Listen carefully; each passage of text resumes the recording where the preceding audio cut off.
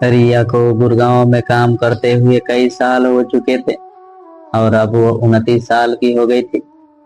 एक दिन अचानक उसके पापा का फोन आया और उन्होंने उसे तुरंत घर आने के लिए कहा। रिया चिंतित हो गई क्योंकि उसे किसी खास वजह का पता नहीं था। जब उसने अपने छोटे भाई को फोन किया तो उसने भी कोई खास जानकारी नहीं दी, लेकिन कहा कि चिंता की कोई बात नहीं है, बस आना जरूरी है। ट्रेन की तत्काल टिकट बुक नहीं हो पाई तो रिया ने बिना रिजर्वेशन के ही सफर करने का फैसला किया। ट्रेन में भीड़ बहुत थी और वो जनरल बोगी में खड़ी हो गई। वहां उसने देखा कि एक अधेड़ उम्र का व्यक्ति एक छोटी बच्ची को बार बार छूने की कोशिश कर रहा था, जिससे वो बच्ची असहज हो रही थी। रिया ने यह सब देखा और उसे बहुत गुस्सा आया। वो तुरंत उस व्यक्ति के पास गई और उसे वहां से उठकर जाने के लिए कहा। व्यक्ति ने थोड़ा बहाना किया, लेकिन रिया के गुस्सा देखकर वो उठकर चला गया।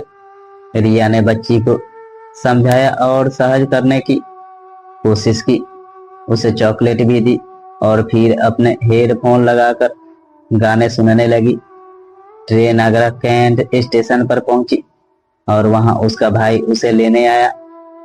वो कुछ गुनगुनाते हुए रिया से कहने लगा, दीदी तेरे लिए एक रिश्ता आया है। रिया ने ज्यादा ध्यान नहीं दिया और घर पहुंच गई। घर पर उसकी माँ ने बताया कि ग्वालियर से रिश्ता आया है और लड़का फौजी है जो उसे देखने के लिए आ रहा है। जल्द ही ग्वालियर वाला सिंह परिवार पहुंचा और लड़के का नाम विक्रांत था। रिया को वो लड़का देख कर लगा कि उसने कहीं पहले उसे देखा है। चाय के बाद दोनों को बातचीत करने के लिए छत पर भेजा गया।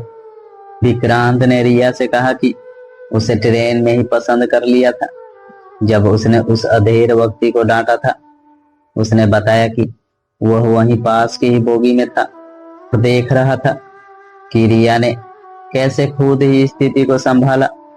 विक्रांत ने कहा, मैंने तभी सोचा था कि जो लड़की खुद के लिए नहीं बल्कि दूसरों के लिए खड़ी होती है वही मेरी फौजन बनेगी। रिया को भी विक्रांत पसंद आ गया था और उसने भी सहमति दे दी। दोनों ने अपने अपने परिवारों को बता दिया और जल्द ही सभी ने मिठाई बांटकर इस रिश्ते को मंजूरी दी। विक्रांत और रिया एक दूसरे को देखकर मुस्कुरा रहे थे, मानो दोनों ने अपने जीवन साथी को पा लिया हो। दोस्तों अगर ऐसे ही कहानी सुनना है तो मेरे वीडियो को लाइक करके चैनल को सब्सक्राइब करें।